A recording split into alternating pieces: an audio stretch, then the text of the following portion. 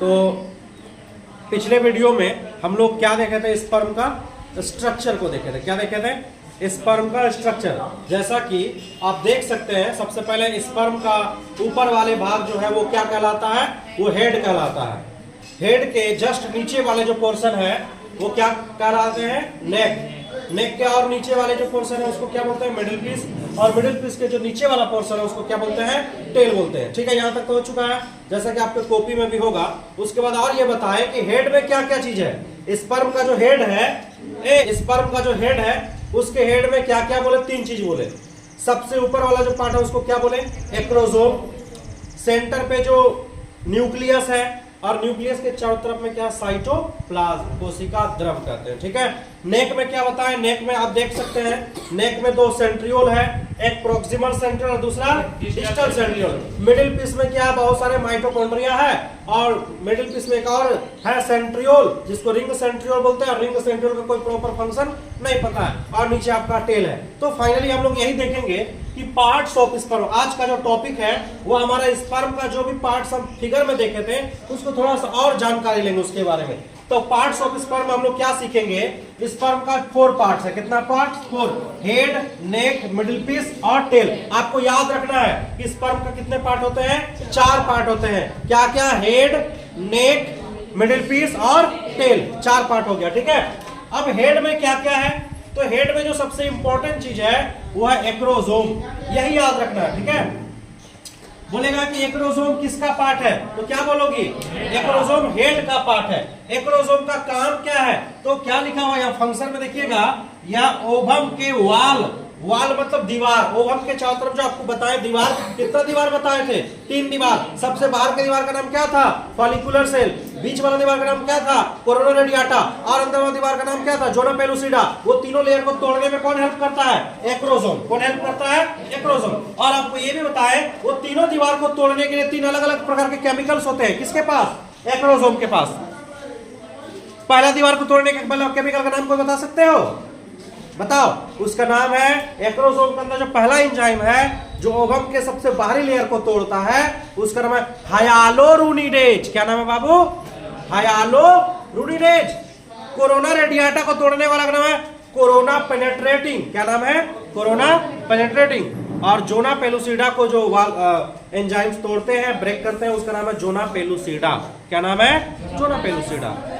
Sorry, zona pellucida तो covering का नाम है, और वो एंजाइम्स का नाम है जोनालाइसिन। क्या नाम है? जोनालाइसिन। और जोनालाइसिन का ही दूसरा नाम है एक्रोसिन, जो कि हम शायद आप लोगों को नहीं बताए होंगे। ठीक है, तो आप नोट कर लीजिए एक्रोसिन।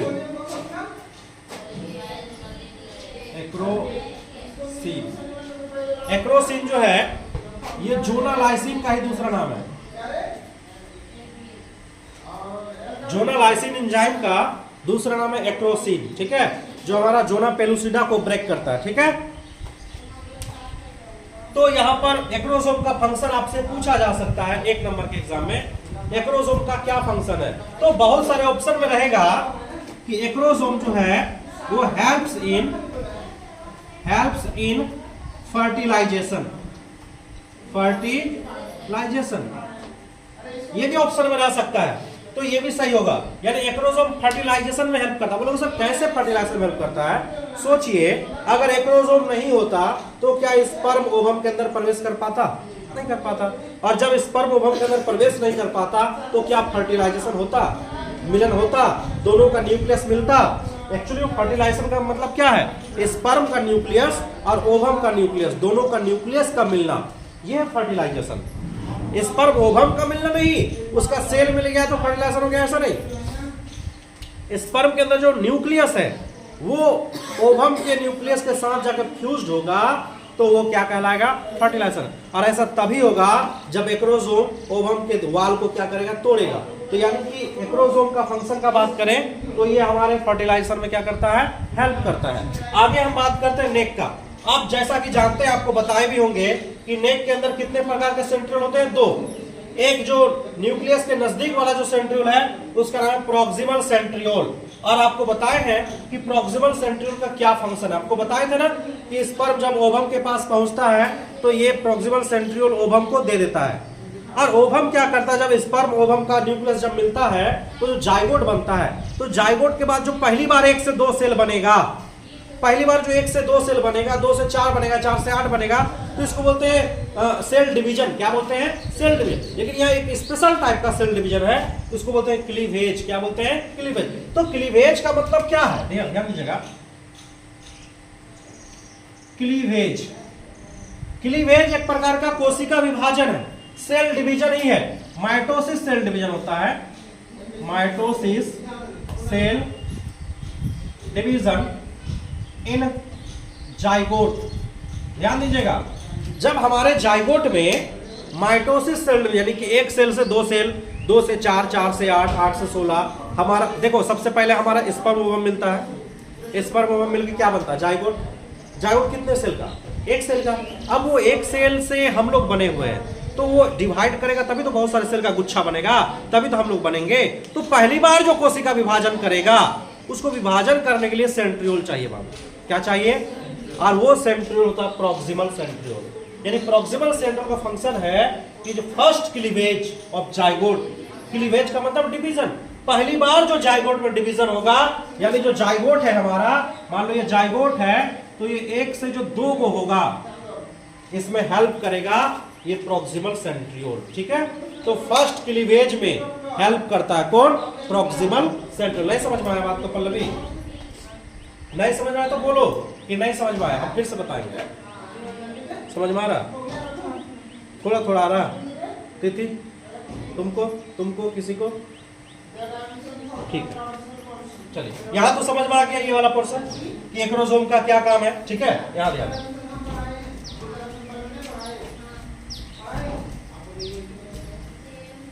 समझिए, मान लीजिए कि ये है स्पर्म। क्या है बाबू? स्पर्म है, और ये ओवम। मान लीजिए ये स्पर्म है और ये क्या है? ओवम है। ठीक है, हाँ सेकेंडरी साइड बोले, वेरी गुड। लेकिन फिर भी हम बोल देते ओवम, ठीक है, समझने के लिए। लेकिन तुम अगर सेकेंडरी साइड बोलोगे वो और बेटर है, वो ज्यादा अच्छा है। ठीक है, और आप जानते हैं कि स्पर्म के जो मिडिल नेक रीजन है, एक्चुअली में यहाँ ऐसे बनाते हैं हम। ठीक है, इसके नेक के पास 2 सेंट्रियोल है।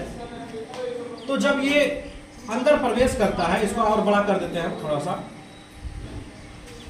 जब ये हेड पूरा अंदर जाता है, तो इसके साथ ये मान लो न्यूक्लियस चला गया। ये क्या चला गया? न्यूक्लियस। और न्यूक्लियस के साथ क्या चला गया? सेंट्रियोल चला गया। ठीक है, अब क्या होगा? ये न्यूक्लियस इस न्यूक्लियस के साथ फ्यूज करेगा। स्पर्म का न्यूक्लियस सेकेंडरी साइड के न्यूक्लियस के साथ फ्यूज करेगा, और फ्यूज करके मान लीजिए ये सेल बनेगा। अभी ये न्यूक्लियस, दोनों न्यूक्लियस मिलकर बन चुका है। ठीक है, तो ये कहलाएगा जाइगोट। ये क्या कहलाएगा? जाइगोट। अब ये सेल को विभाजन होना है। क्या होना है? विभाजन। 1 से 2 होना है, 2 से 4, 4 से 8, 8 से 16। ये जो विभाजन होगा, तब विभाजन तभी होगा जब इसके अंदर सेंट्रियोल होगा। क्या होगा? सेंट्रियोल। क्योंकि सेंट्रियोल ही क्या करता है? क्रोमोसोम को विभाजित करता है। पहले समझ रहे बात को? सेल डिवीजन में आपको पढ़ाए होंगे कि क्रोमोसोम जो विभाजित होता है वो सेंट्रियोल करता है। कौन करता है? सेंट्रियोल करता है। तो यहाँ क्रोमोसोम विभाजित होगा, तभी ये जो सेल है हमारा 1 से कितना होगा? 2 होगा। तो 1 से जो 2 हुआ, इस प्रोसेस को बोलते हैं क्लीवेज। क्या बोलते हैं? क्लीवेज। एक्चुअली में क्लीवेज का मतलब होता है टूटना, बटना, जो बोल सकते हैं आप। कहीं पर आप पढ़े होंगे क्लीव का मतलब काटना भी होता है। क्लीवेज का मतलब टूटना या बटना बोल सकते हो। तो जाइगोट में 1 से जो 2 हो रहा है, जाइगोट 1 से 2 होने में सेंट्रियोल का हेल्प चाहिए। और ये सेंट्रियोल जो यहाँ गया है, वही पहला क्लीवेज में वही सेंट्रियोल हेल्प किया। बात समझ में आ रहा? तो 1 से जो 2 होगा जाइगोट, फिर 2 से कितना होगा? 4, 4 से 8, 8 से 16, 16 से 32। इस तरह करते करते करते एक गुच्छा बनेगा कोशिका का, और वो गुच्छा से फिर धीरे धीरे हृदय बनेगा, आंख बनेगा, नाक बनेगा, कान बनेगा, फिर धीरे धीरे पूरे बच्चे का निर्माण होगा। तो पहली बार जो सेल विभाजित किया, डिवाइड किया, उस डिवीजन में ये सेंट्रियोल का बहुत बड़ा हेल्प है, प्रॉक्सिमल सेंट्रियोल का। इसीलिए लिखे हैं फर्स्ट क्लीवेज ऑफ जाइगोट। पहला जो क्लीवेज है, जाइगोट से 2 सेल बना, इसमें किसका हेल्प होता है?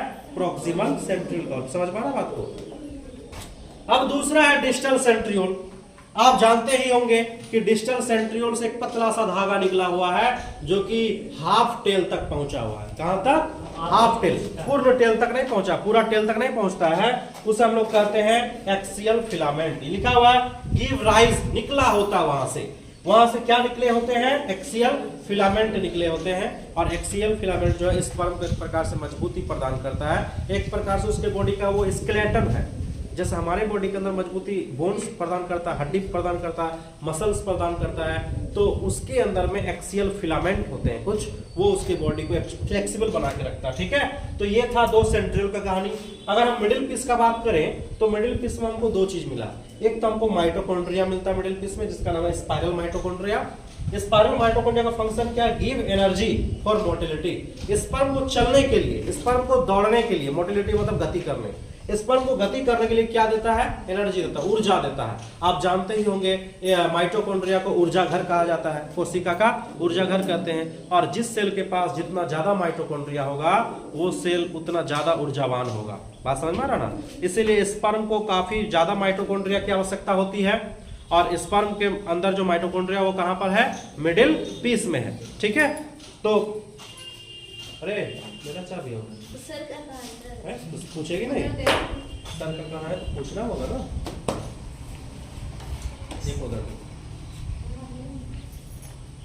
तो आप समझ चुके हैं कि जो माइटोकॉन्ड्रिया है वो क्या काम करता है? एनर्जी प्रोवाइड करता है स्पर्म को। ठीक है, ऊर्जा मिलता है, एनर्जी मिलता है। ये तो हो गया। आपसे पूछा जा सकता है कि स्पर्म के अंदर जो माइटोकॉन्ड्रिया है उसका क्या काम है? बहुत सिंपल सी चीज है कि वो स्पर्म को ऊर्जा देता है ताकि स्पर्म बहुत तेज गति से फीमेल के बॉडी के अंदर जा सके। और उसके पास एक और नीचे में सेंट्रल रिंग, सेंट्रल बोले थे, इसका फंक्शन अननाउन। अननाउन मतलब नहीं जानते, नहीं जानती। हाँ, अननाउन, अननाउन का मतलब नहीं जानती। उसके बाद टेल, टेल जो है, पूंछ जो है, अब जानते हो सबका पूंछ जो है, चाहे मछली का पूंछ हो चाहे किसी और जीव का पूंछ हो, ज्यादातर जो वो तैरने में हेल्प करता है।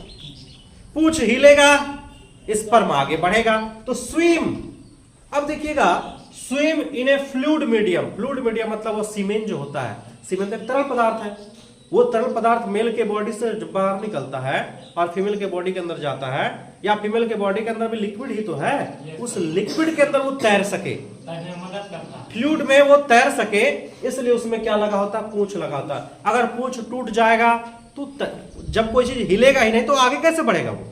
समझ रहे बात को ना? तो हिलना जरूरी है पीछे की तरफ से। तो ये फाइनली हम लोग समझ चुके हैं कि स्पर्म का जो पार्ट्स है, स्पर्म के 4 पार्ट्स हैं और चारों पार्ट्स में क्या क्या चीज है वो हम समझ चुके हैं। अब जो है हम लोग क्या पढ़ेंगे? अब हम लोग जो है ये पढ़ने वाले हैं कि जो मेल के बॉडी में कौन कौन से बीमारी होता है।